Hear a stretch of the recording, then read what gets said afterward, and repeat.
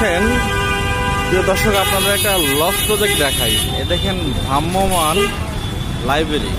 এই ভ্রাম্যমান লাইব্রেরির মধ্যে অনেক ধরনের বই আছে, যেগুলাকে আপনার সাবস্ক্রিপশন করে, আর কিছু বই আছে যেগুলো আপনি এমনি পড়তে পারেন।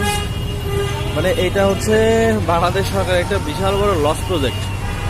মানে শুধু শুধু এই গাড়ির তেল ফুরায়, এই ড্রাইভারকে বেতন দেওয়া হয়।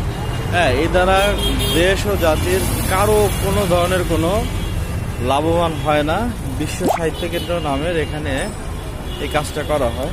দেশব্যাপী ভ্রাম্যমান লাইব্রেরি প্রকল্প, গ্রন্থাগার অধিদপ্তর, সংস্কৃতি বিষয়ক মন্ত্রণালয়। আমি আমার মাধ্যমে দেশের জাতির কাছে জানাতে চাই যে এই ভ্রাম্যমান লাইব্রেরিটা বন্ধ করে দেওয়া হোক। এই ভ্রাম্যমান লাইব্রেরিটা বন্ধ করে দেওয়া হোক।